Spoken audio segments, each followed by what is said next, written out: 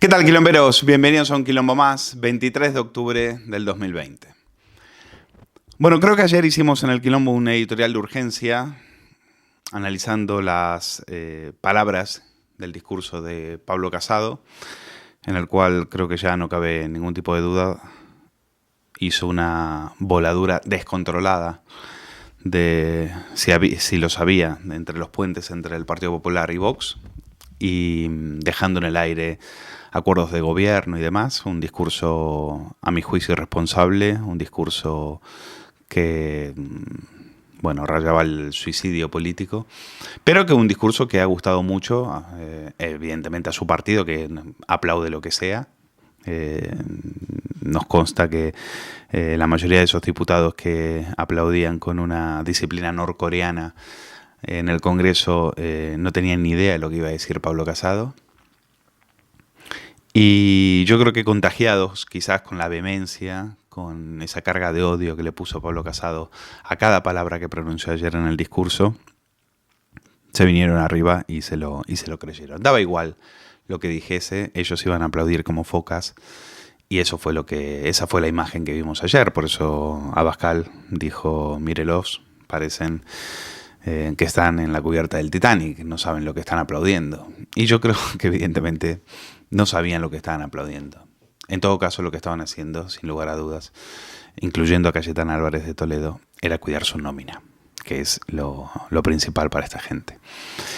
Pero yo quiero comparar algunas palabras que ha dicho releyendo el discurso de Pablo Casado con la hemeroteca, con los hechos, para un poco enfriar la euforia que tienen los palmeros mediáticos del Partido Popular, en la que hoy nos han emocionado hablando de el orgullo de ser del PP, ha vuelto el centro derecha, Pablo Casado es el nuevo líder, hay uno que dice que ya va a ser presidente. Digo, yo me pregunto, ¿con qué votos?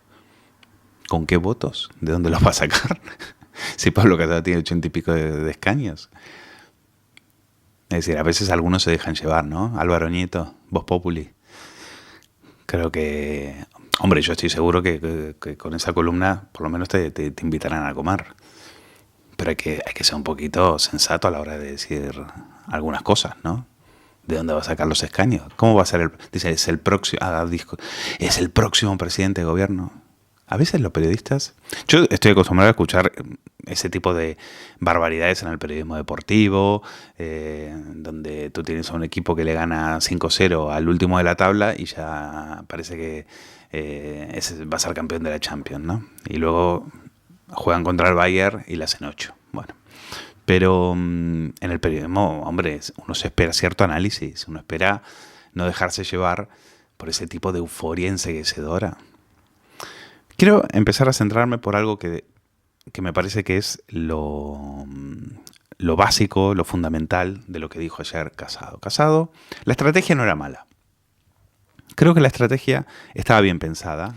Casado ha intentado vender, y para mí desde el punto de vista estratégico estaba bien pensado, que ellos son la derecha sensata, moderada y tranquila, y Vox son los viscerales, los cazurros, los que van por ahí con la bandera española, que están todo el día con la matraca del himno, etcétera, etcétera. Vale.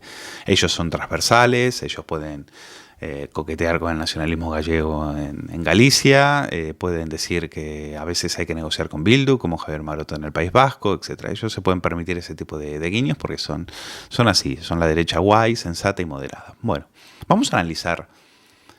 Y eso es lo que yo les pido, si me está viendo alguno en el Partido Popular o en algún medio acólito del Partido Popular, vamos a analizar qué tipo de derecha sensata, moderada y tranquila nos ha venido ayer a vender Pablo Casado. Porque yo me pregunto, ¿ser moderado es acusar a Santiago Abascal de pisotear la sangre de las víctimas de la ETA?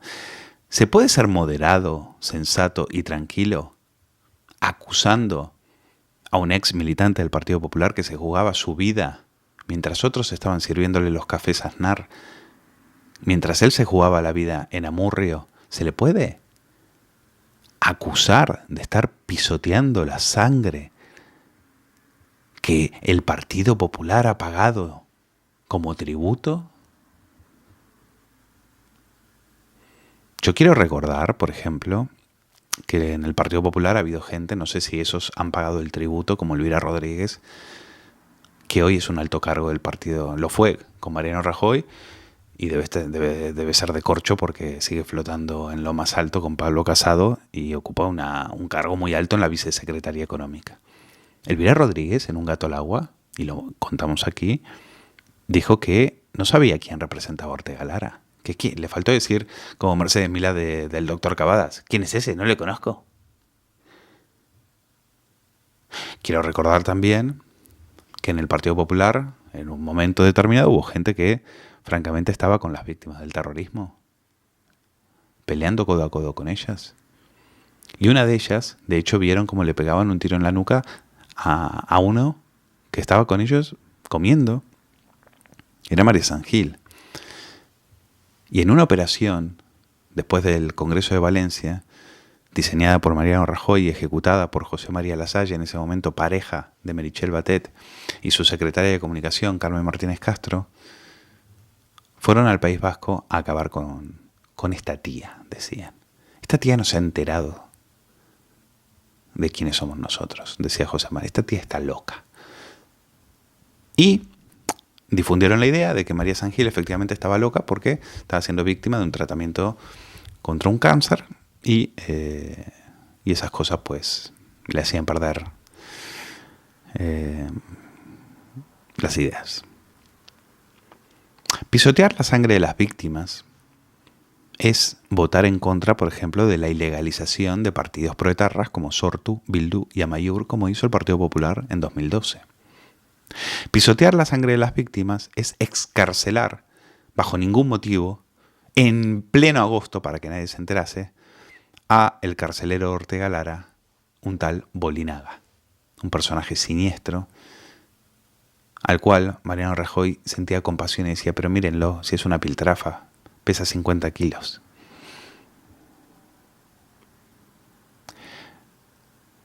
Pisotear la sangre de las víctimas es derogar en menos de 24 horas la doctrina Parot por exigencia del Tribunal Europeo de Derechos Humanos y hacer una gran suelta de etarras y de violadores y de asesinos.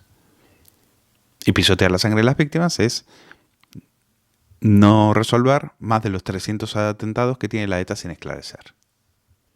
Por ejemplo, digo porque conviene recordar algunas cuestiones, ¿no? Ya que uno se vende como la derecha sensata, moderada y tranquila, pues conviene recordar y acusa a otros de pisotear la sangre de las víctimas.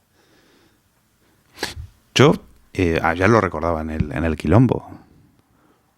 Pablo Santía Bascal contaba cómo él levantaba la persiana del local con su padre a las 8:30 de la mañana, bajo el temor de que vinieran a asesinarle y a pegarle 2 tiros. Algo que el líder del Partido Popular ayer no tuvo ni siquiera el tino de recordarlo. Pero bueno, esto es lo que nos lleva a la conclusión de que en el Partido Popular hay un lado oscuro, un lado siniestro, porque estoy hablando con hechos, ya no estoy hablando de estrategias políticas. Es un hecho que Mariano Rajoy ha denigrado a todo aquel al que ha querido competir por el espacio de la derecha, porque ellos se sienten los únicos herederos de ese espacio y lo controlan como si fueran su cortijo. Llevan 40 años casi controlándolo y conchavándose con el Partido Socialista para hacer lo que les dé la gana. Por eso quieren el regreso al bipartidismo. Y son capaces de hacer discursos cargados de odio como el de Pablo Casado contra quienes le discutan ese espacio, y sino que se lo preguntan a Alba Rivera y sino que se lo preguntan a Rosa Díez, por ejemplo. Ya que les gusta reconstruir, pues a mí me gustaría saber qué es lo que esta gente ha construido con otros partidos políticos. Porque lo único que han pedido, siempre que se han sentado a negociar, a no ser que sea el PSOE, por supuesto, ante esos, sumisión y obediencia. Pero siempre la misma sumisión y obediencia que le pidieron a Vox en los casos de las otras negociaciones. Hoy gobiernan en Madrid, Murcia y Andalucía gracias a Vox. Y así, con este desprecio, es como se dirigieron ayer a ellos. Y esto es así porque hay que entender que el Partido Popular no es un partido, es una corporación gigantesca, producto de una partitocracia asfixiante que pretende ocupar todos los resortes del poder. ¿Por qué prefirió conceder escaños a Sánchez en circunscripciones donde Vox no tenía ninguna opción, pero el Partido Popular sí? Le reprochó Pablo Casado. Al tiempo, y esto le molestó mucho a Abascal, que le tachaba de desagradecido por atacar al partido que le dio de comer durante 15 años. Y hoy Abascal en la radio decía, oiga, ¿qué concepción de partido tiene que a mí me dieron de comer? ¿Cómo que me dieron de comer durante 15 años? ¿Cómo puede hablar con ese desprecio? Claro, ¿cómo se atreve Vox a competir en circunscripciones en las cuales no tiene ninguna opción y no renuncia a dejarle todo el campo libre al Partido Popular? Claro, no vamos a plantear lo contrario. No vamos a plantear que el PP se retire en Galicia para que Vox coja un escaño. No, eso claro. A eso hemos llegado. Pero el desprecio de Pablo Casado siguió con frases como esta. Vox es lo que es. Pero respeto mucho a sus votantes. Hombre, don Pablo, el mérito no es de los votantes de Vox, el mérito es de los votantes del PP que todavía votan a ese partido plagado de corruptos y chorizos. Lecciones de honradez. A un partido como... del partido de la Kitchen, del partido de Bárcena, del partido de la Gürtel. ¿Lecciones de honradez? Hombre, yo creo que conozco votantes con más tragaderas que los de Vox, ¿eh? Por favor, me parece... Bueno, usted ofrece a la izquierda una garantía de victoria perpetua. Otra de las acusaciones de Casado a Santiago Abascal. Yo insisto en recordarlo. Lo recordaba hoy con Javier García Isaac en la tertulia en La Boca del Lobo. El que pierde 120 escaños entre 2011 y 2019 se llama Mariano Rajoy. El partido que promocionó a Podemos, sí, hablando de dividir a la izquierda, o hablando de dividir a la derecha, o apuntalar a la izquierda. ¿Quién apuntaló más a la izquierda que Mariano Rajoy promocionando a Podemos con la ayuda de Mauricio Casals en A3 Media? ¿Quién? Qué buen sándwich le estamos haciendo al Partido Socialista. Están ahí las grabaciones de la Guardia Civil. No me miren a mí. Vayan y escúchanlas. Pero resulta que para el PP, Abascal es la garantía de victoria perpetua para la izquierda, claro, porque compite con ellos. Y estos demócratas, sensatos, moderados y muy tranquilos, no entienden cómo puede haber un partido que compita con ellos. Yo insisto, han perdido, son ellos los que se tienen que preguntar por qué perdieron 120 escaños. Oye, 120 escaños es toda la bancada socialista, ¿eh? Imagínense, toda la bancada socialista, ¡pum!, fuera, de un plumazo.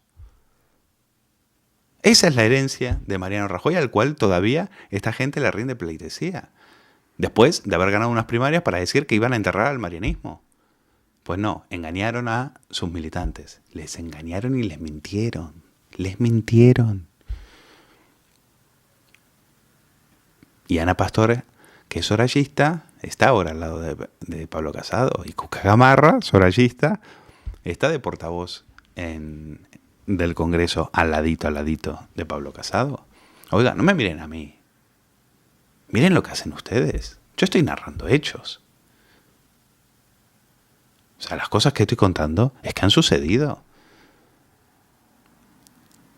Pero cuando hablo del Partido Popular como una corporación, quiero decir que las corporaciones no tienen alma, no tienen ideología ni tienen principios, solo tienen intereses. Y quizás partiendo de esta frase, partiendo de esta base, podremos entender que los políticos, los que ocupan esos escaños, y oye, esto le ha pasado al Partido Popular, le ha pasado a Ciudadanos y probablemente le pase a Vox. Y cuando pase con Vox, pues habrá que buscar otras alternativas.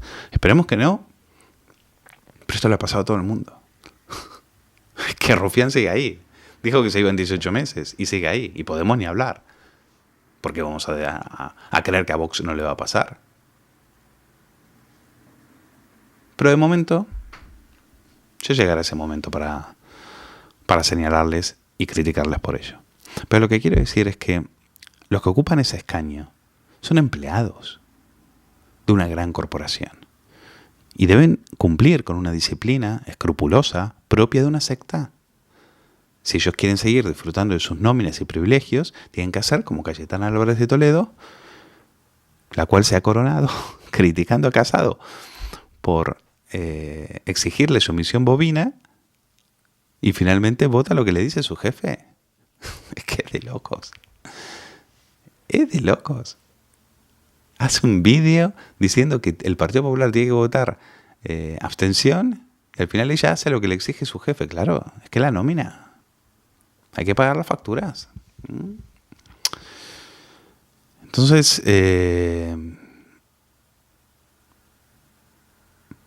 pero, claro, no, nosotros somos el centro, dice el PP. Nosotros somos la templanza, la moderación. Y mientras tanto, acusáis a Pablo Casado, a Santiago Abascal y le decís, no queremos ser como usted. Se lo dice oye, como amigos, como Pablo Casado, ¿para qué quiero enemigos? No queremos ser como usted. Y después, claro, uno lee a cierta gente a la cual uno le tenía cierto respeto, ¿no? Ve a Fanjul, por ejemplo. Ve a Fanjul. Apuntándose, bien, Pablo, bien. Hoy lo único que sabe tuitear es lo de los pobres, estos dos pobres trabajadores que fueron sepultados en aquel vertedero ante la indiferencia y la indignidad del PNV, que está muy bien. Pero esta es otra que pedía un PP parecido al de Cayetana, un PP con valores y demás. No. Disciplina. El otro día la llamamos para entrevistarle, dijo que no quería. No, en este momento no quiero. Claro, en este momento hay que bajar la cabeza y hacer lo que te diga tu jefe. Pedro Corral, otro amigo de esta casa y al cual creemos es muy buena gente, dice, él sabe muy bien lo que es el odio del guerra civilismo, y ha dicho que el discurso de Pablo Casado ha sido respetuoso con los votantes de Vox. La verdad que no me pude contener y le respondí. Que te llamen oportunista, que te llamen demagogo, que te llamen creador de odio, que te llamen filibustero, que te llamen engendro populista, ¿ese es el respeto lo que entiende el Partido Popular por respeto? Que te digan que eres la España a garrotazos en blanco y negro de trincheras, ira y miedo, ¿eso es el respeto? Que te digan que Vox es parte del bloque de la ruptura con Sánchez e Iglesias, o sea, que te pongan al mismo nivel que un tío que ha cobrado de satrapías iraníes, venezolanas y narcodictaduras, y el mentiroso compulsivo con 55.000 muertos a tus espaldas. ¿Es de recibo esto? ¿Esta es la derecha templada? Toma ya.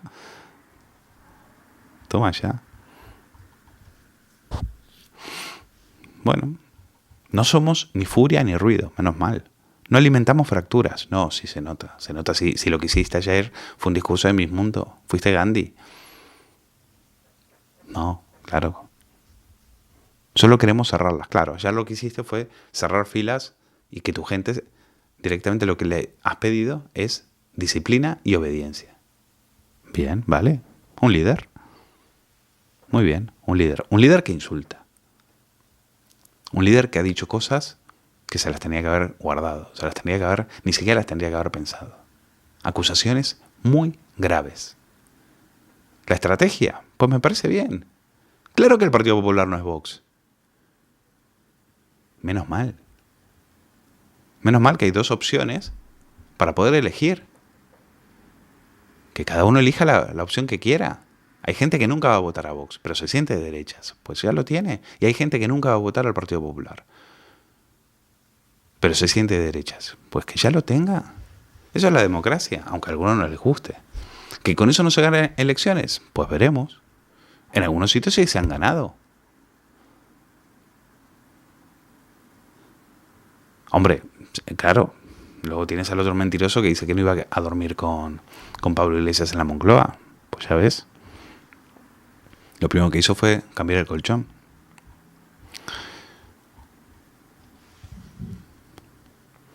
Vox es el seguro de vida de Sánchez para seguir de inquilino en la Moncloa.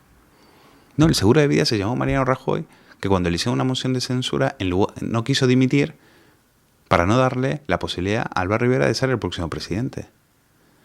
Es más, María Dolores de Cospedal le convenció a Rajoy también de no dimitir porque la pequeñita, su enemiga íntima, Soraya Sáenz de Santa María, se iba a hacer con el partido. Y por lo tanto lo primero que iba a hacer sería acabar con ella. Este es el Partido Popular, el Partido Popular templado, el moderado. O sea, prefirieron entregarle el poder a Sánchez antes que dimitir, antes que ir a elecciones, antes que ir a un gobierno en funciones y hacer elecciones. Y están acusando a Abascal de ser el seguro de vida de Sánchez. Hombre, ya está bien. Venga, dejémoslo aquí. Descansen. Buen fin de semana.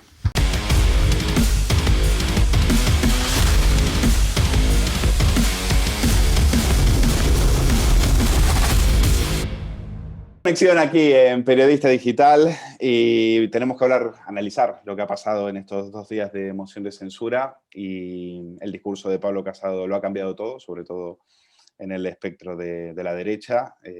Han volado los puentes entre PP y Vox, y quien mejor lo puede analizar es el exdirector del diario ABC y periodista y amigo de esta casa, Bieito Rubido. Bieito, gracias por atendernos.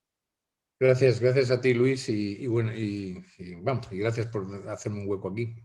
Pues te pregunto, bueno, hoy, mira, esto lo iba a dejar para el final, pero te lo pregunto ya, porque hoy a la mañana estuviste en la radio y pudiste ver de primera mano a Santi Abascal, y escuchamos a un Santi Abascal dolorido. Dijo que él estaba muy dolido en el tema personal, y se le escuchaba en ese sentido bastante tocado. ¿Qué impresión te dio? Sí, yo coincido contigo. Yo también lo vi en lo personal, lo vi abatido. Vamos, honestamente vi que estaba dolido con Pablo Casado. Yo también creo que quizás Pablo Casado pudo haberse evitado el ensañamiento con Santiago Abascal en el terreno personal. En lo otro, pues claro, él tiene hubo partes de la intervención de Abascal que a mí tampoco me parecieron muy afortunadas, ¿no? Esta negación de Europa, cuando es Europa la que nos está salvando, tanto en lo económico como te diría que en lo político. Yo no creo que esta marcha atrás en el proyecto de cambiar el status quo del Consejo del Poder Judicial que pretendía llevar adelante este gobierno de Sánchez e Iglesias, no creo que haya sido casualidad. Es decir, esto quiso Sánchez hacer de la necesidad virtud, pero lo cierto es que ayer mismo por la mañana se había pedido más información, yo creo que para emitir una especie de informe contrario en la misma línea que a Polonia y que a Hungría, sobre este intento de, digamos, estas tentaciones totalizadoras que tiene el dúo Sánchez-Iglesias, ¿no? Por tanto, no es Europa nuestro enemigo. Europa es uno de los proyectos de ciudadanía más interesantes, por no decir el gran proyecto de ciudadanía que hoy hay en todo el globo terráqueo. Pertenecer a esa ciudadanía de 28 países, 27 ahora con la salida de Gran Bretaña, me parece un proyecto magnífico que tiene sus luces y sus sombras, que es susceptible de ser mejorado y que tiene que ser mejorado, pero Europa es una gran apuesta. Y yo creo que ese antieuropeísmo de los denominados países patriotas, que eso es todo inspiración del señor Bannon, ya es una cuestión, si me apuras, un poco antigua. Y ahí se equivoca Abascal, como se equivocó en algunas otras cosas. Pero en todo caso, a mí me parece que el gran error fue plantear la moción de censura. Esta moción de censura no había que haberla planteado, desde mi punto de vista, nunca. ¿No? Estoy de acuerdo que probablemente no hay ningún gobierno desde 1977, en que se convocaron las primeras elecciones libres tras la muerte de Franco hasta aquí. No hay ningún gobierno que merezca más ser censurado, pero yo diría más, no es que haya que censurarlo, hay que desalojar a esta coalición de la Moncloa, y hay que intentar regenerar la vida política de este país y volver a las buenas prácticas democráticas, aire limpio y aire puro en el juego político, porque estamos ante una coalición inquietante para las libertades, para el concepto de democracia y para la convivencia serena y pacífica entre los ciudadanos. Nunca hemos estado más enfrentados, nunca hemos tenido una clase política de peor calidad. Bueno, probablemente, Luis, me estoy No. un poco de la Extiéndete pregunta, pero todo lo lo que que quería quieras. decir era, la moción yo creo que fue un error. No puedes plantear una moción diciendo a la que se apunten los que quieran. Debería haber negociado previamente con el Partido Popular y yo creo que Eso se Pablo lo echó en Casado, cara a García Danero, de UPN. claro, es que yo creo que aparecer allí haciendo una convocatoria y ala, que se sumen todos, y yo soy como el flautista de Hamelin, que vienen detrás de mí todos, y además, honestamente, era muy curioso, Luis, pero era una moción que plantea, ¿cómo se llama? Vox, que plantea Abascal contra Sánchez. La iniciativa es de Abascal, el censurado es Sánchez. Y el problema lo tenía Pablo Casado, todos, pero todos los medios. A ver, Pablo Casado. Oye, pues a Pablo Casado se le exigió tanto que salió por donde al final creo que acertó. Pues, es decir, miren, yo me desenmarco de esto. Dijo, además lo dijo claramente, por supuesto que este gobierno tiene que ser censurado, criticado y sobre todo desalojado, pero no de esta manera, y no me plantee usted este filibusterismo parlamentario que es voy a jugar a ver si te entiendo una trampa, tú caes en ella, y porque claro, al principio era la típica situación perversa de que hiciese lo que hiciese Casado, lo iba a hacer mal. Oye, pues nos sorprendió a todos y lo hizo bien. Pero ¿qué costo va a tener esto, Vieito? Porque finalmente parece que a Casado se le olvida que él gobierna en Madrid, en Murcia, en Andalucía, gracias al apoyo de Vox. Y él habla como si él estuviera al borde de la mayoría absoluta. Me parece que a veces se le olvida, y sobre todo se le olvidó ayer en esa catarata de insultos que no venían a cuento de nada. En su discurso se le olvida quién es Vox. En un momento determinado llegó a decir, bueno, Vox ya sabemos lo que es, pero por respeto a sus votantes, es que parece mentira que Pablo Casado se olvida que estamos hablando del PP de la Kitchen, estamos hablando del PP de la Gürtel, estamos hablando del PP de Bárcenas. Eh, Oiga, también nosotros respetamos a los votantes del Partido Popular, sean quien sean, pero hablar así, con ese desprecio de otra formación política, eh, ¿qué tipo de futuro ahora, a partir de ahora, encima presumen de construir puentes, de ser, que querían unidad, se quejaban del uno más uno más uno? Pues anda que ahora lo del uno más uno más uno. No, el uno más uno fue un fracaso, hay que decirlo, y además estaban muy advertidos quienes defendían eso, se sabía que no iba a funcionar, ¿eh? Hay que conocer un poco cómo funciona la elección del Senado para saber que el uno más uno no funcionaba y no funcionó. Mm. Pero tienes razón en una cosa, es decir, tienes razón en que no está el Partido Popular, como no está el Partido Socialista, como no está ninguno de los partidos que juegan en política, sobre todo cuando tocan el poder. Aquí la gente, Luis, solo es virtuosa por falta de oportunidades. Tan pronto tienen oportunidades, pues pasa lo que decía aquel senador colombiano, dice, echo de menos la corrupción de antaño, que me parecía más pequeña que la de ahora. Es decir, aquí el PP tiene sus pecados, el PSOE tiene sus pecados, y ya ves que Podemos, con bastante poco recorrido, tiene ya muchos pecados, porque ya Hombre, tiene varias causas imagino. en los juzgados. No te digo los partidos nacionalistas, incluido el PNV, que va de gran santurrón y vamos, y porque hubo una época que no se podía poner la lupa allí porque allí había que poner la lupa en otras cosas, ¿no? Pero aquí, desgraciadamente, mientras haya la conducción humana que es la que habita en los partidos, todos tienen mucho que callar, pero desde luego mucho que también que corregir, ¿no?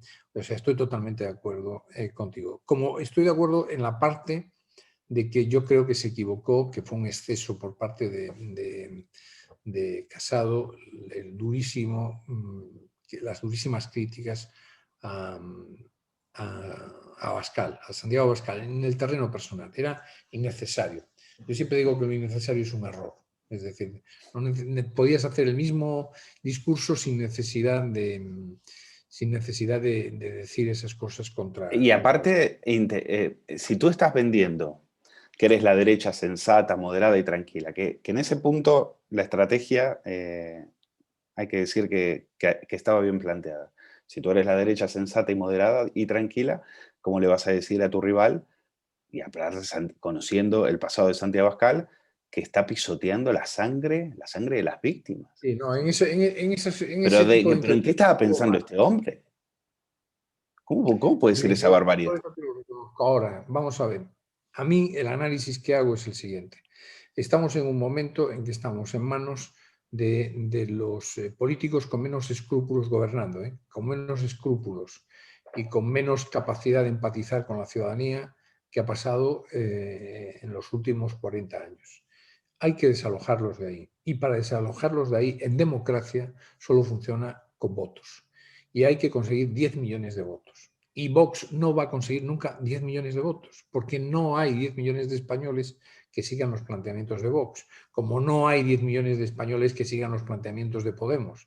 Entonces, aquí, en un bipartidismo imperfecto, de nuevo, la polémica es, o la controversia del debate político es, oiga, la opción del PSOE o la opción del PP. Entonces, aquí la cabeza tractora, digamos, la que tiene que llevar por delante un gran proyecto de centro derecha regenerador, alternativo, que dé esperanzas a la ciudadanía de que volvamos a una democracia de calidad, está honestamente en manos del Partido Popular. Y Vox, no creo además yo no creo que Vox pueda ahora mismo plantearse retirarle el apoyo en Madrid, en Murcia o en Andalucía, porque te digo una cosa, Luis, confirmaría el argumento que da mucha gente, decís que votar a Vox es alzaprimar al PSOE. Bueno, Si este ayer lo descartó Abascal y hoy, hoy volvió no, a lo hablar. dijo No volvió a abiertamente, hablar de eso. No, eso no estaba está. sereno, tranquilo, Eso no, y que no iban a tomar ninguna medida. Pero te lo digo en el sentido de que eh, no cabe ninguna duda que necesitamos, insisto, yo vuelvo a hacer una llamada, bueno, como decirlo los sudamericanos, un llamado. ¿Eh? Es un clamor en realidad. Se necesita concentrar el voto de centro derecha de una forma que eso permita una alternativa de una mayoría social para derrotar a la actual coalición social comunista que nos está gobernando. Y eso, hoy por hoy, en España, solo es posible en torno al Partido Popular. Lo cual no quiere decir que no se presente Vox y después probablemente puedan llegar a hacer una coalición gobernando. Yo era más partidario porque fue la gran obra, siempre se dice de Aznar, pero en realidad fue de Manuel Fraga. La gran obra de Manuel Fraga fue unir, tras la debacle de la UCD del año 82, unir en torno a Alianza Popular y después refundar el partido colocando las siglas del Partido Popular, que dicho sea de paso eran de José María de Areilza y de Pío Cabanillas, vamos, las tenían registradas, crear el Partido Popular. Y eso fue una obra en democracia magnífica, porque contrastaste a bajo muchas familias y claro, gente muy ahí distinta están los entre demócratas sí. cristianos, los liberales, la derecha más conservadora, los antiguos franquistas, hasta los de Fuerza Nueva, entraron todos ahí. Y eso fue una obra extraordinaria y eso permitió los 8 años de gobierno de Aznar, permitió los 7 de Mariano Rajoy, permitió hacer una oposición mucho más firme al Partido Socialista. Y yo creo que volvemos a necesitar un partido fuerte de centro derecha. A ver, Es decir, yo no estoy electoral. hablando de PP y Vox, estoy hablando de que la mayoría social del centro derecha necesita un cauce de expresión y a mí me parece, insisto, yo creo, mucho me equivoco en mi capacidad de análisis, no hay 10 millones de personas que vayan a votar los planteamientos de Vox. Y tampoco hay 10 millones de personas que vayan a votar los planteamientos del PP, hoy por hoy. Es decir, Bueno, cuando tú te fijas, y tú lo has hecho porque el diario ABC ha sido muy, a contrario de lo que la gente cree, claro, los que no lo leen, los que no lo leen, sí, sí, estoy creen que ese diario ABC era la hoja parroquial de Génova. Pues en no lo absoluto, leen, en absoluto. tienes toda la razón. En absoluto. Era un periódico que en muchos momentos le puso los puntos sobre las IES a Mariano Rajoy Sí. cuando estaba dándole la espalda a sus votantes y al ideario del Partido Popular. Entonces, claro, hay que tener en cuenta que el SPP llegó a tener 186 escaños en el año 2011 y ha perdido 120. Es decir, Sí, sí. es decir, claro, y parece que eso se les olvida. Entonces, el PP hará sus análisis, ellos sabrán qué es lo que ha llevado para que desde 2011 a 2019 tú pierdas 120 escaños. Pero la culpa no puede ser de los demás, la culpa tiene que ser asumida por ellos y tienen que entender que no están en una situación para decir que nosotros somos el eje del PP o la referencia de la derecha o lo que sea. Entonces, creo, no sé si tú también notas esa especie de que el PP tiene que reflexionar un poco hacia dónde quiere ir y qué es lo que quiere hacer. La última la decapitación de Cayetano en el verano, pues también fue un poco una sorpresa para muchos votantes del Partido Popular. Entonces, quizás la moción de censura haya servido para saber, bueno, ya sabemos a dónde, después de 2 años, a dónde quiere ir Pablo Casado. Vamos a ver, en primer lugar, siempre hay varios niveles de análisis.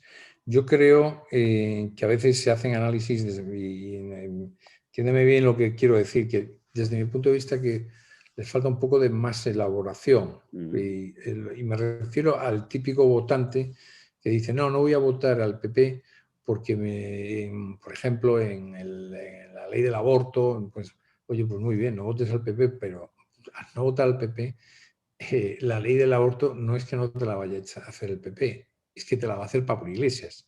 Y precisamente no va a ser la ley del aborto que tú querías. Quiero decir, tenemos que ser realistas. La democracia es un sistema imperfecto. Es el mejor o el menos malo, como decía Churchill, el menos malo de los sistemas, pero es imperfecto. Es decir, no logramos que acudan a ella ni los más brillantes, ni los más comprometidos, ni los más honrados, ni nada de nada. Entonces, dentro de ese sistema falible e imperfecto, tienes que ir a... Y después, segunda reflexión muy importante, la democracia es una cuestión de alternativas, o la alternativa A o la alternativa B. Dice, no, es que yo quiero la D sub 4. Ya, pues la D sub 4 no va a tener los votos para gobernarte. Te pongas como te pongas, no te va a poder gobernar. O sea, es que yo soy muy ecologista, soy muy verde, yo quiero los ríos limpios y tal, los queremos todos, pero resulta que el partido animalista, no sé qué, no va a gobernar.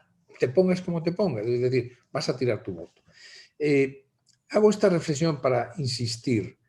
Los partidos, claro que los líderes son falibles, los programas de los partidos son falibles. La ejecutoria de los dirigentes políticos, tanto cuando gobiernan, pero sobre todo cuando están en la oposición, invocando una vez más la famosa frase de Andreotti, lo que de verdad quema es la oposición, no el gobierno. Bueno, pues se cometen errores, y se cometen errores a veces en alianzas previas, en alianzas posteriores. Te das cuenta que esta persona que te parecía la más adecuada en el discurrir no es la más adecuada. Oye, y a Aznar, no sabes cómo lo criticaban, Luis. ¿No? Tú no te puedes imaginar cuando estaba en la oposición que si era débil, que si no tenía carisma y tal, hasta que recuerdo una entrevista muy buena con Aznar, fíjate Aznar, con la acusada personalidad que tiene, y le dicen, es que tiene usted poco carisma, y dice él, déjeme usted 6 meses en la Moncloa y ahora cuánto carisma tenga. Y efectivamente. Yo me acuerdo, yo lo descubrí investigando el libro de Prisa en la hemeroteca, y le hacían las mismas críticas que después le hicieron a Rajoy. Las mismas. Pero lo mismo a Rajoy. Es decir, Pablo Casado sufre el mismo proceso, yo no sé, además es las mismas críticas que le hacen desde la izquierda como las mismas críticas que le hace el entorno, digamos, sociológico del centro derecha. A Mariano Rajoy se lo decían también, que si es débil, que si no sé qué, que si vamos, que demasiado melifluo, tal. Ese tipo de expresiones que después no son ciertas, porque cuando tienes que gobernar tienes que tomar muchas decisiones y muy importantes. A mí me parece que nada es perfecto, Luis, nada es perfecto.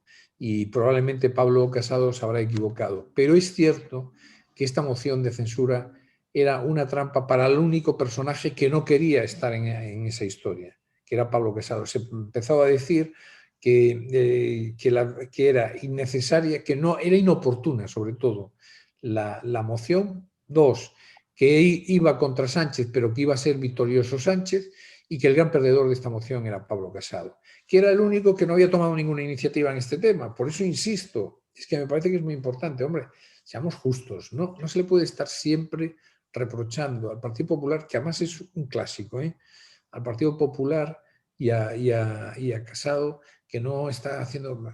Claro, Casado, por ejemplo, da prácticamente una rueda de prensa, Luis, cada día.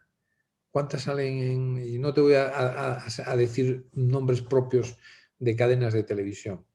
Oye, la Kitchen en algunos canales ocupa las 24 horas del día. ¿Qué me vas a Los contar? series de Andalucía no han existido, ¿Qué no no han vas a contar? existido. Es decir, estamos ante una Yo le repro- simetría, la Vieito, simetría mediática con esto que está ocurriendo y con lo que estás hablando. yo creo que, insisto, creo que la estrategia de Casado estaba bien dirigida. Yo le reprocho los insultos. Creo que ha dicho cosas que Yo ahí eran estoy de acuerdo. de una carga, pero Innecesario. innecesaria. Pero creo que Casado hizo lo que tenía que hacer en ese sentido. Y le va a venir bien, la moción de censura le va a venir bien de cara a los suyos, para afianzar su liderazgo, que lo tenía un poco ahí en entredicho. Y lo que no sé, Vieito, y esta es la última pregunta que te hago, es ¿qué consecuencias tú que tienes tanta trayectoria, tanto que has visto pasar a tanto presidente, tanto candidato, tanto líder, esto es simplemente una tormenta que a futuro ya pasará o esto puede traer algo? ¿Qué te dice tu pituitaria No, yo creo que esto periodística? se va. Yo creo que vamos a ver, las heridas estas se van a cicatrizar más pronto que tarde y yo creo que Casado lo que ha hecho, fíjate, aquí hay un tercer protagonista al que no citamos, pero al que Casado ayer se lo ha comido, ya lo ha engullido, que es Ciudadanos. Es decir, Ciudadanos ya no tiene espacio político en este momento. Entre los errores que ha cometido tácticos, que no sé quién se los ha diseñado, la buena de Inés Arrimadas, una chica magnífica, que a mí Muy me encanta válida, como muy válida. parlamentaria, pero probablemente será una buena portavoz parlamentaria en su futuro ingreso o su futuro retorno al Partido Popular.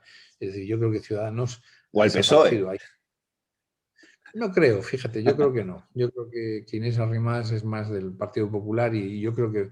Y lo sensato, y si fueran listos, deberían ya ir pidiendo el ingreso todos en el Partido Popular, que sería el primer paso para darle una esperanza a una gran parte de la sociedad española. Y es decir, ya tenemos una alternativa. Es decir, si ahora viésemos un proceso que es cómo se pasa la gente de Ciudadanos al Partido Popular, este Partido Popular que ha ensanchado sus fronteras a lo que siempre fue, que es un partido que va, claro, insisto, es que gobernar ese partido tenía que ser complicadísimo, Luis, es decir, tanto Aznar como Mariano Rajoy, gobernar ese partido, que tienes un señor de una derecha muy conservadora, muy dura, con determinada nostalgia, hasta casi un socialdemócrata por el centro, los liberales, los demócratas cristianos, las viejas corrientes de distintos partidos, del PDP, del PP, de la UCD, de tal, o los centristas de Orense que había, de tal, lo que llamaba Manuel Fraga los restos de la UCD. Claro, Claro. gobernar ese partido era muy complejo, porque tiene muchas sensibilidades. En el Partido Socialista eran prácticamente todos socialistas, salvo aquellos que llamaba Guerra los renovadores de la nada, que iban a renovar el partido, pero les llamaba Alfonso Guerra en la época de Felipe González los renovadores de la nada. Y ahora mismo en el Partido Socialista básicamente hay bandos no ideológicos, sino personales. Estaba el bando de Sánchez frente al bando de Madina, Rubalcaba, etcétera, el bando de Susana Díaz, pero eran bandos no se caracterizaban por un contenido ideológico. ¿Por qué surge Vox? Por la escisión de una parte del PP que sí tiene un contenido ideológico y siente que el Partido Popular les ha abandonado en 3 o 4 asuntos básicos que no son precisamente la cuestión fiscal, que fíjate que yo soy muy sensible a la cuestión fiscal porque yo soy en eso más liberal, era más por la parte ideológica del aborto y de la memoria histórica, etcétera, que no les faltaba razón en muchas cosas y que probablemente el Partido Popular se equivocó o creyó que no debería abordar en ese exceso, desde mi punto de vista, de moderación que tenía Mariano Rajoy. Pero vamos, a mí me parece que Casado, las heridas se van a cicatrizar, se ha ensanchado hacia el centro izquierda, por ahí se ha ensanchado, y ahora le queda empezar a ganar y a convencer hacia la derecha que el voto, insisto, yo empecé así y me gustaría terminar lo mismo, es decir, la democracia La democracia es un sistema para gobernar los países. Y para gobernar los países hay que votar, y para votar hay que votar mayoritariamente a una opción, a la opción que tú creas. Y vuelvo a decir, votar en una democracia que es imperfecta. Mira, en la actual democracia, Luis, Churchill y Adenauer no podrían liderar sus partidos, porque el nivel de crítica, de presión, las redes sociales, el escrutinio, las lupas que se ponen... Tú sabes cómo era Churchill en la intimidad, que era un tipo... Pero vamos a ver, Vieito, a Sánchez, con una gestión criminal de la pandemia, con 55.000 muertos en las espaldas, le está yendo bien, no es la democracia. A él le Estoy de está acuerdo. yendo muy bien. Tiene a todos los medios de comunicación, Luis, ya verás, las cuando es que encuestas. estamos en el cortoplacismo. Creemos que le está yendo bien cuando no lleva ni un año gobernando. Y en un año, con un año, vamos, llevaba, sí, desde la moción de censura, pero digo desde la alianza social comunista que surge tras las últimas elecciones, el señor Sánchez fue al pleno de investidura en enero de este año. Es decir, desde enero hasta octubre Sánchez ha sido un desastre para este país, pero un desastre. Incluso hay un componente que tiene que ver con la suerte. Es que de repente le ha aparecido una pandemia, la economía se está yendo por la alcantarilla. Y no tiene una Veremos, protesta en la calle. No hay eso una sí, protesta en la calle. eso es una de las grandes investigaciones, reflexiones que habrá que hacer. ¿Cómo moviliza la izquierda las batas blancas, no sé qué, todo aquello, la educación? Pero eso también es culpa de la derecha que abandonó Hombre, mucho. La eso lo derecha abandonó. sabemos. Tú sabes muy bien cómo funciona eso. No, pero el mundo de la educación, de la enseñanza, lo abandonó la derecha. Claro. La derecha se fue a los despachos de abogados y, por ejemplo, abandonó la universidad. Y ahí se ha adoctrinado de mala manera a generaciones y generaciones. Se ha descuidado eso. El cambio cultural que se tiene que operar en España tiene que venir por dos grandes vías, la vía de la educación y la vía de la información o de la comunicación barra información. Hay que volver a rearmar de valores democráticos a la sociedad española y para eso hay que volver yo creo que a construir nuevos medios y el sistema mediático tendrá que cambiar y la derecha tendrá que también caerse de la burra de los enormes errores que en esta materia cometió y que tú conoces especialmente porque eres un especialista en el asunto. Bueno, lo intento. Pues, Vieito, agradecerte muchísimo que hayas estado con nosotros. Es un placer siempre escucharte y aprender de ti y de toda tu experiencia. Así que darte las gracias Muchas y gracias bueno, a a ti. ver lo que nos espera, lo que nos depara el futuro. Estupendo. Seamos optimistas. Esperemos que sí.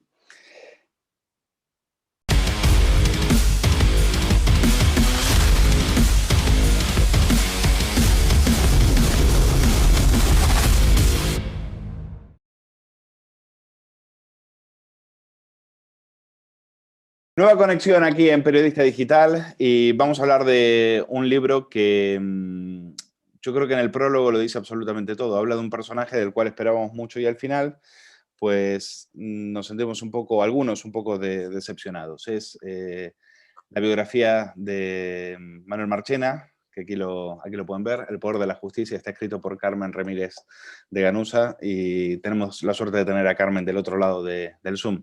¿Qué tal, Carmen? Muy buenas tardes. Muy buenas tardes, ¿cómo estáis? Muy bien.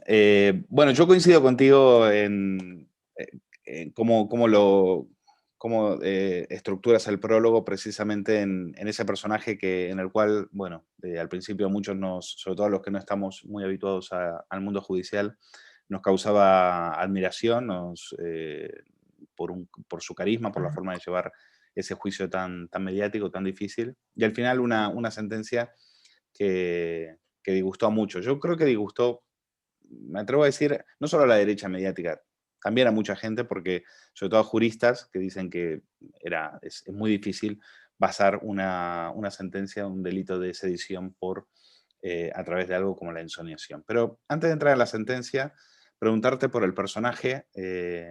La vida de Marchena, bueno, es una vida de una persona muy brillante, de un jurista que va escalando posiciones pero yo no le he encontrado así nada, nada especial, digamos, es una persona, una persona que hace una trayectoria jurista brillante, que ya está bien, que no es que esté mal, pero no sé si hay algo en su vida, algo particular que a ti como biógrafa te haya llamado la atención.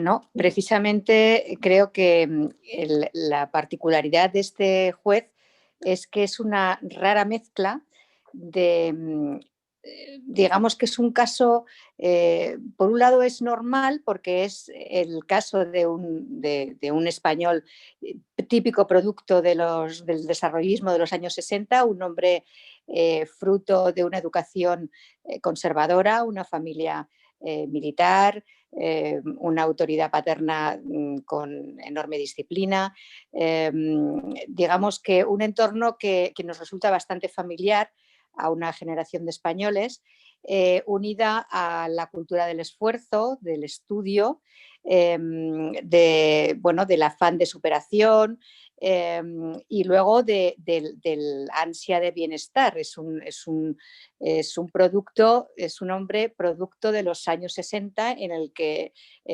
pues el querer prosperar, el querer estudiar, sacar notas, montar una familia, todas esas cosas han sido típicas de una época en España. Creo que él es un producto más de esa época.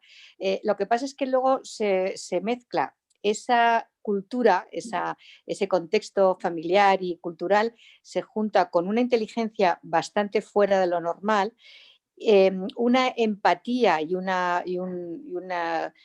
saber estar, una simpatía incluso, que le hace una persona no típicamente empollona, sino también con mucha sensibilidad para ponerse en el lado del otro, quiere decir que es una persona fácil en el sentido humano. Y luego, pues también una tercera característica, que es la ambición típica de alguien que, sabiéndose inteligente y sabiéndose simpático, quiere escalar alto. Entonces se dan esas tres circunstancias y conforman una personalidad que no tiene nada de particular, más allá de sus propias capacidades y de su propia voluntad, pero que sabe aprovechar el sistema en el que nace, en el que crece, y digamos que llega muy alto. Y luego, a mí lo que más me llamó la atención es que, habiendo llegado muy alto, fue capaz de conectar con la sociedad que le tocó en ese momento, en la que le tocó actuar. Digamos que Marchena fue un caso especial, no tanto por su trayectoria, como por el hecho de haber sabido conectar en nombre del Estado con una sociedad que estaba muy cansada en ese momento, muy cansada socialmente, políticamente, y le dio una cierta esperanza de poder representar a ese Estado y a esa sociedad que necesitaba un poquito de dignidad, de orgullo, de saber estar. Yo creo que representó muy bien a la sociedad de los balcones, a la España de los balcones. En aquel momento había muy pocos personajes en los que identificarse, y luego lo que pasó fue que se le quiso achicar en una etiqueta, la etiqueta conservadora, y eso, para un juez y para una personalidad como la suya, pues resultó un corsé demasiado estrecho. Y yo creo que él no se dejó encorsetar y que actuó de acuerdo con sus conocimientos y de acuerdo con su manera de ser, pero actuó de una manera que no era encasillable. Los conservadores querían que él hiciera una sentencia, los progresistas querían que hiciera otra, y yo creo que él fue por el camino del medio, pero siempre de acuerdo con el Código Penal. Francamente, creo que, aunque no dio gusto a mucha gente, a casi nadie, que, como tú bien decías, creo que no dejó en mal lugar al estamento judicial, y creo que realmente dio una solución polémica, pero respetable. Bueno, ya ahora tocaremos el tema de la sentencia, que lo tratas muy bien y es uno de los capítulos más jugosos del libro. Pero, ¿cuál dirías, en la carrera de Marchena, cuál dirías que son los momentos más importantes, porque él se cría, digamos, bajo las, judicialmente hablando, digamos, primero bajo pechos socialistas, es decir, él está bajo la órbita de Eligio Hernández, y luego después va como evolucionando. ¿Cuáles son los momentos que tú dirías son muy importantes en la carrera judicial de Marchena? A ver, lo primero es el momento estudiantil. Su padre siempre le había inculcado la ambición de ser jurídico militar, precisamente pues porque él era militar, él había hecho juicios en su calidad de jurista dentro de la Legión, y entonces quería que su hijo, que tenía una mente bastante brillante, pues acabara haciendo lo que él había hecho, pero con más autoridad y con más estudios. Entonces, cuando terminó la carrera en Deusto, le llamó el rector a entrevistarse, a saludarle, a darle la enhorabuena por su premio extraordinario, y le preguntó qué quería hacer. Y entonces él dijo que iba a ser jurídico, que quería ser jurídico militar, pero el rector le dio completamente la vuelta. Le dijo que ni jurídico ni militar, que los que habían tenido una carrera encomiable y un premio extraordinario en Deusto siempre habían sido notarios, registradores, abogados del Estado. Y entonces le convenció el rector a Marchena, que hacía unos meses que había quedado huérfano, en empezar una oposición. ¿Pero qué pasó? Pues que él era de una clase media, y era un isleño. Entonces se encontró con la dificultad de que no podía quedarse en Madrid a estudiar una oposición de relumbrón, salvo que consiguiera una beca. Y no consiguió la beca como huérfano de militar. Entonces decidió irse con su madre y con su familia a Canarias. ¿Qué pasó con eso? Pues que todas sus ambiciones se vieron truncadas por la realidad de la clase media española en aquel momento, que no bastaba solo con ser un señor brillante, sino también tener posibilidades económicas. Entonces tuvo que esperar hasta encontrarse con alguien que le condujo hacia la oposición de fiscal, y para adentrarse en ese mundo. Entonces, una vez que ya aprobó la posición de fiscal, fue cuando las circunstancias le llevaron por un camino o por el otro. Y las circunstancias consistieron en que, una vez casado con una compañera de la Universidad de Deusto, y trasladados a vivir a Canarias, esta compañera, Sofía Perea, entró a trabajar como TAC, o sea, por oposición, en la delegación del gobierno de Canarias. Y allí estaba Eligio Hernández como delegado del gobierno. Entonces fue como el delegado del gobierno conoció a Marchena a través de su mujer. Las circunstancias de la vida fueron las que le llevaron a Marchena a entroncar con la izquierda judicial. Se encontró con Eligio Hernández como podía haberse encontrado con lo contrario, con la derecha judicial, y no, se encontró con la izquierda judicial. Para ese tiempo él ya había hecho una evolución también intelectual. Él había pasado ya por esa crisis por la que habían pasado muchos jóvenes de su tiempo.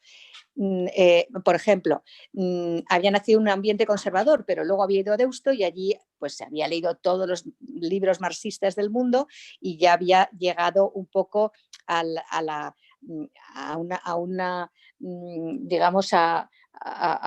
se había deleitado con todo el marxismo y el intelectualismo de izquierdas.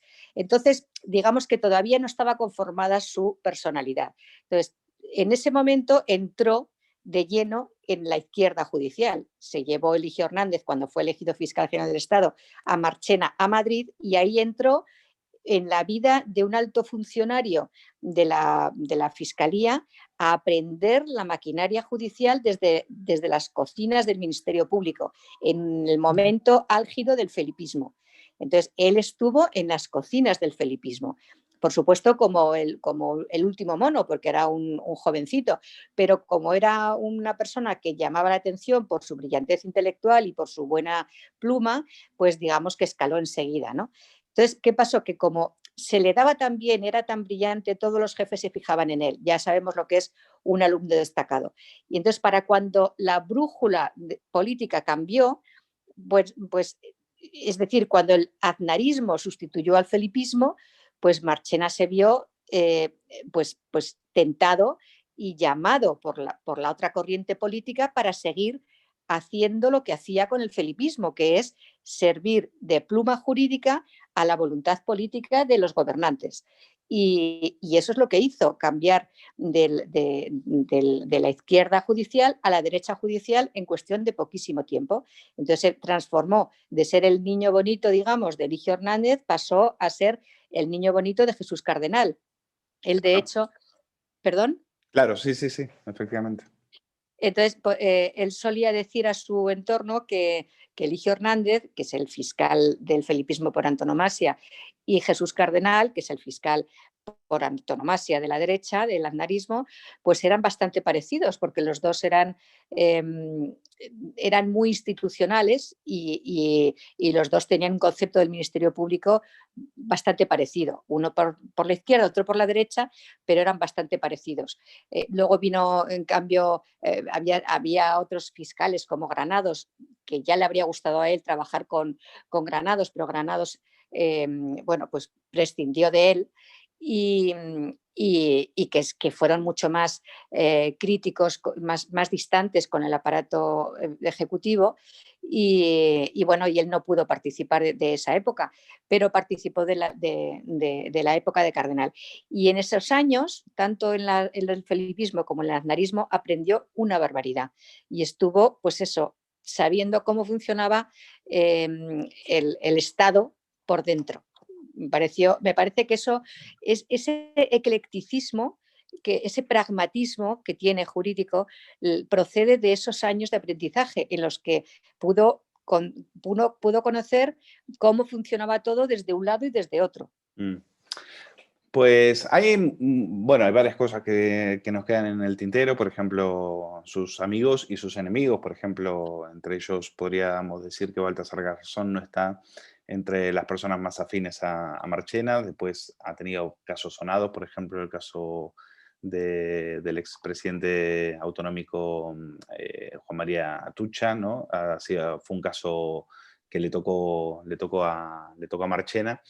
Y después, otros casos, sus amistades con cierta gente del Partido Popular, su amistad con Rafael Catalá, por ejemplo, y ese nombramiento que ahí sí me gustaría que nos dieras tu opinión sobre ese nombramiento frustrado, quizás por una torpeza del senador Ignacio Cosidó, senador del Partido Popular, por un WhatsApp, donde al final se frustra su nombramiento al frente como presidente del Supremo, ¿no?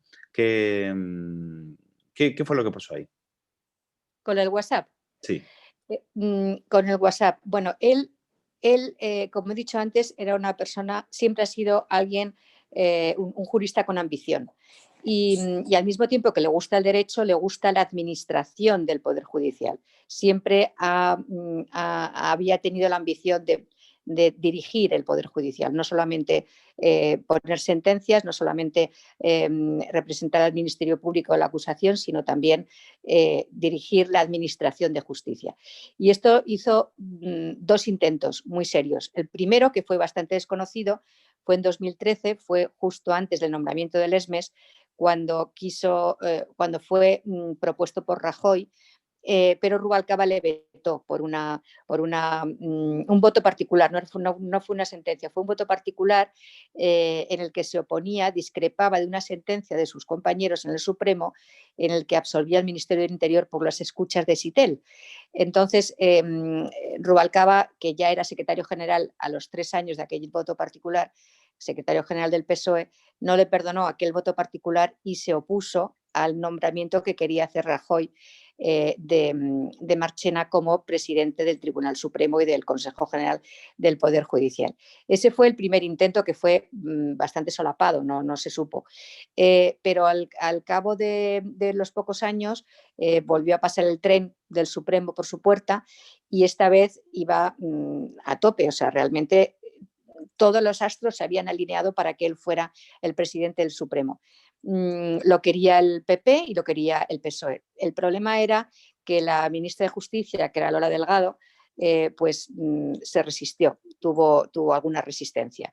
De hecho, muchas de las fuentes con las que he consultado atribuyen a Lola Delgado la filtración de aquella información según la cual él iba a ser el que iba a presidir el Tribunal Supremo, lo cual puso palos en las ruedas de su nombramiento. Y cuando ya empezaba a ser polémico su nombramiento por esa realidad, por ese detalle, en ese momento irrumpió otra filtración, está mucho más letal, que fue la del WhatsApp de Cosidó. Se llama WhatsApp de Cosidó, pero en realidad a él es verdad que fue él el que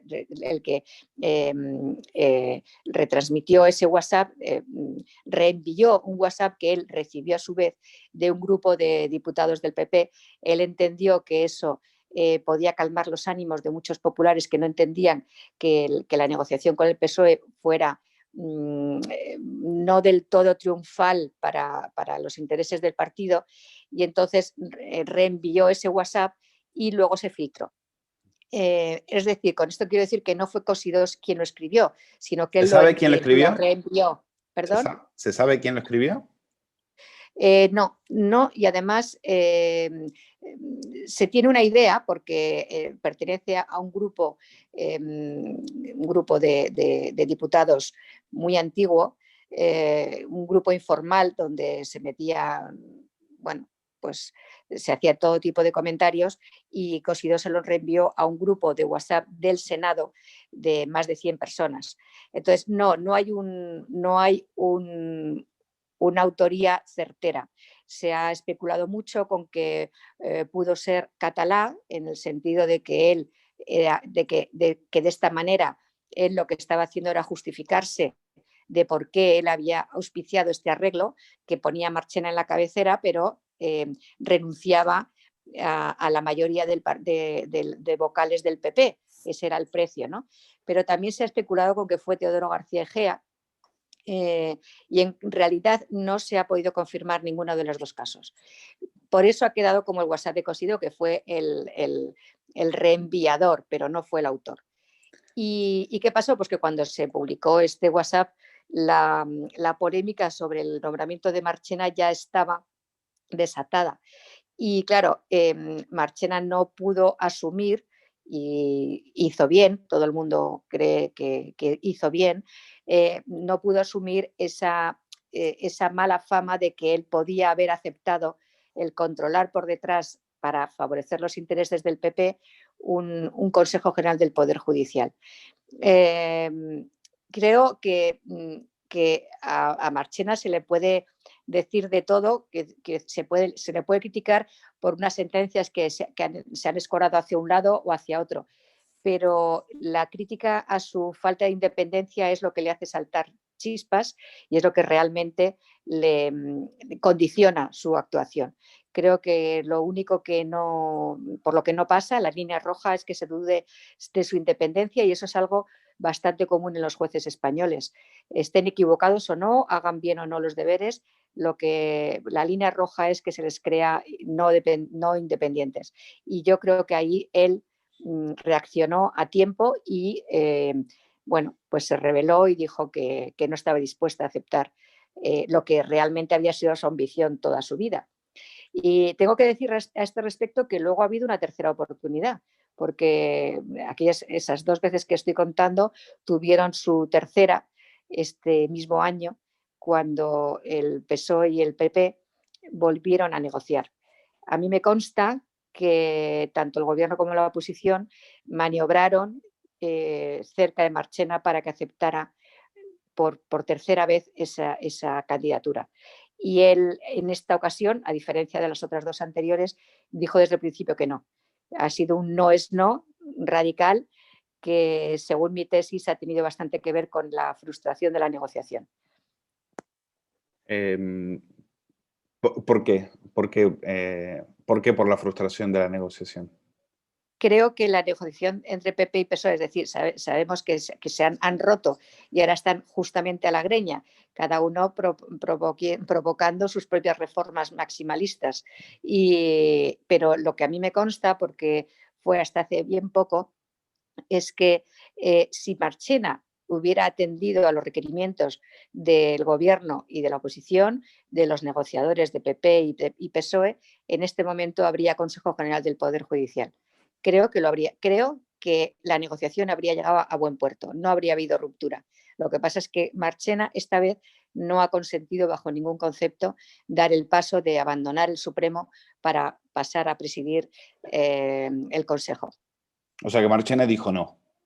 Dijo no. Marchena dijo no. Había consenso, PSOE-PP, en el nombre de Marchena. Sí, lo ha habido, pero en bambalinas. No ha sido una cosa reconocida ni declarada. Solo que a mí me consta que ha sido así. Bueno, vamos al tema de la sentencia. Entonces, cuentas que precisamente la palabra que más desconcierto ha generado en esa sentencia es la palabra ensoñación, ¿no? Y tú dices que la palabra se pensaba que podría haber sido del magistrado Varela, pero en realidad lleva el sello y copyright del propio Marchena. Eso, bueno, ¿cómo pudiste llegar a esa conclusión? Bueno, son fuentes contrastadas. Porque no podría Marchena no ha decir de hablado dónde contigo, ¿no? Marchena no se ha prestado a hablar contigo para la biografía, ¿no? Yo, la verdad es que es la primera persona a la que me dirigí cuando decidí escribir este libro. Hace 2 años escribí un libro sobre la princesa Leonor, se llamaba El futuro condicionado a la monarquía, y hice el mismo proceso. Lo primero que hice fue dirigirme a la zarzuela, decir que quería escribir el libro y pedir ayuda. Y me pasó exactamente lo mismo esta vez. Yo, como tú comprenderás, pues yo hubiera querido que Marchena se sentara conmigo y me contara toda su vida, pero no fue así. Eso sí, le di la oportunidad y él lo rechazó amablemente y dijo que no era partidario en absoluto. Primero porque no le gustaba estar en el foco de la noticia, pero además porque creía que los jueces no debían hablar a través de, no debían hablar de su vida o de sus explicaciones. Pero también, eso no significa que no haya podido acercarme y mucho a su entorno, a su mundo más próximo y también al que no lo es en absoluto. Eso es lo que me ha dado distancia, me ha dado conocimiento, no tanto como si lo hubiera tenido con un micrófono abierto, como han hecho algunos otros jueces con algunos periodistas, pero sí que he tenido la posibilidad de acercarme a gente de su entorno, bueno, pues a miembros del mundo judicial y fiscal que a lo mejor no han estado 100% con él en muchas de sus decisiones, pero sí que han compartido muchas horas con él y le conocen muy bien. Bueno, hablábamos entonces del término ensoñación y lleva el sello de Marchena. ¿Por qué se llegó a este término? ¿Por qué se hablaba también del tema de la unanimidad que ellos querían, que no sé si era Marchena o eran otros los que pedían que hubiese unanimidad, que estuvieran todos los magistrados de acuerdo para que Estrasburgo después no tumbara la sentencia? ¿Qué nos puedes contar de todo eso?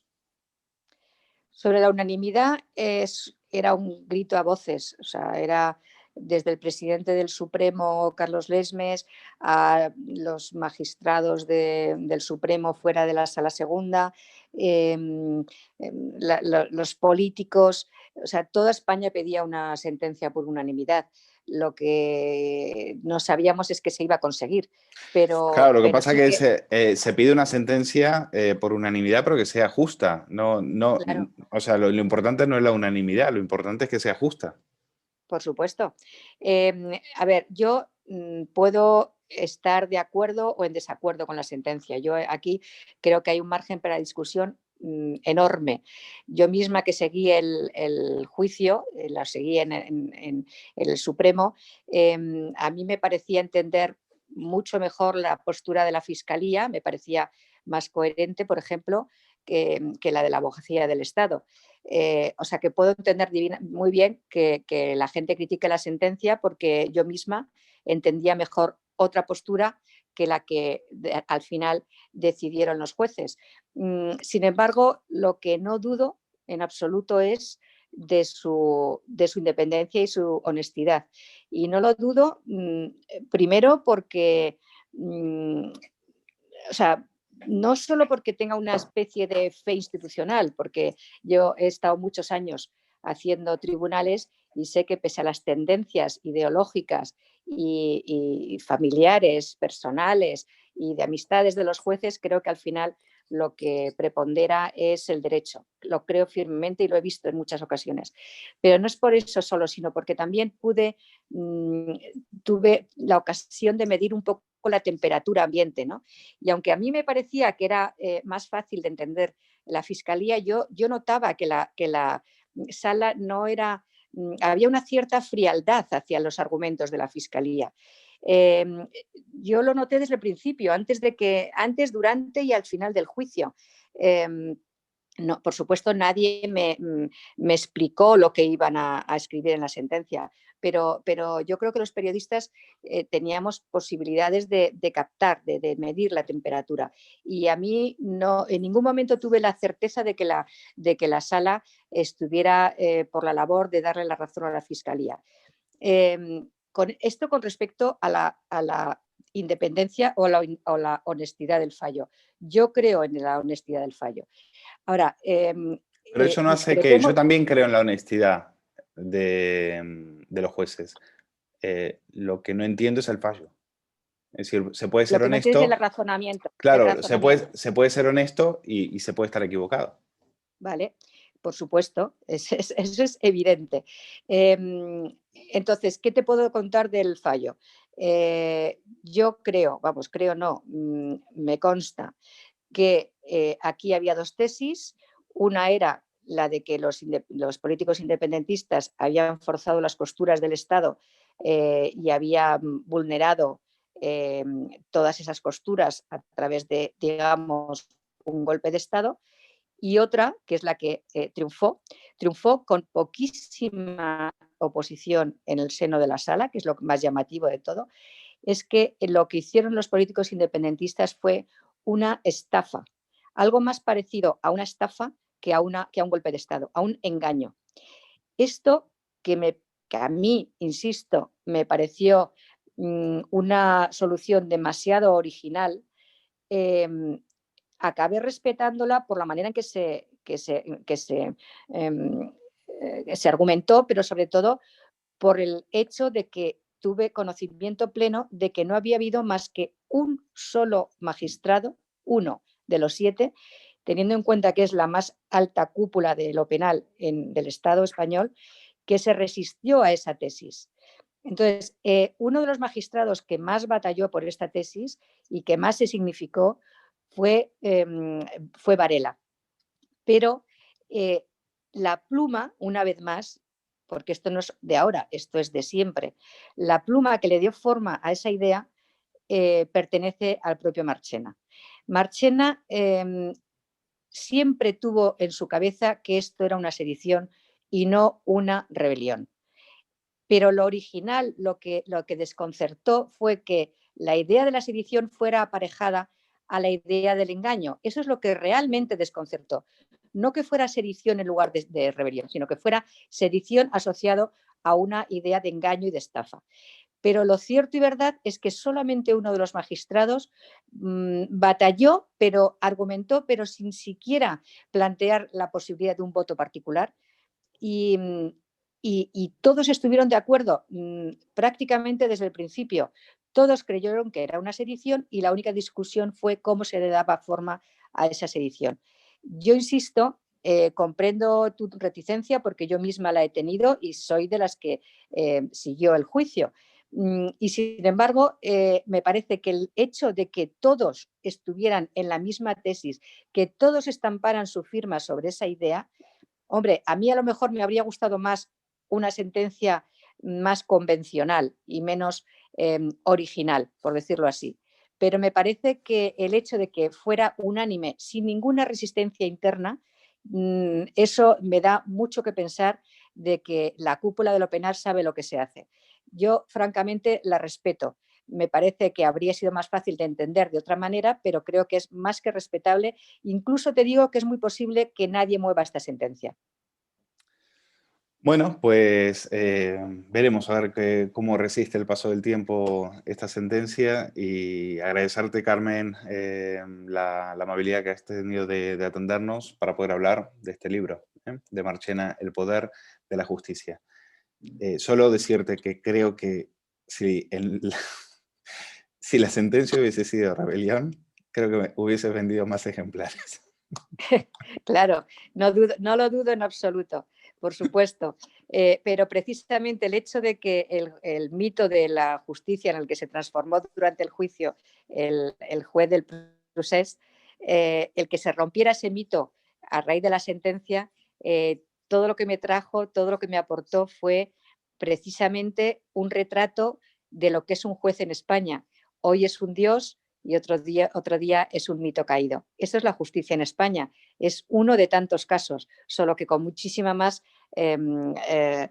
trascendencia. Me parece que es el típico caso. Es verdad, hemos tenido español. casos. Marlaska es un caso, Garzón es otro caso. Pues, bueno, en fin. No creo que merezca la comparación, pero sí, por supuesto. No, pero sí que tuvieron esos momentos, ¿no? Estuvieron en lo alto, eran héroes y después pasaron a ser villanos. Y creo que... Pero hay una diferencia y es que Marchena ha sido contestado por la opinión pública y, por supuesto, justamente contestado porque estamos en una democracia, pero Garzón, por ejemplo, fue contestado por el propio derecho penal, es decir, que fue desbancado condenado por prevaricación, sin duda. No, esa sin es la duda. diferencia. Sin duda, y es una diferencia importante. Y Marlaska pasó a la política. Y Marchena, si por algo puede presumir, es porque no ha dado el paso a la política. De momento. De momento. Carmen Ramírez de Ganuza, muchísimas gracias. Un placer Muy hablar amable, contigo. muchas gracias. Gracias, Adiós.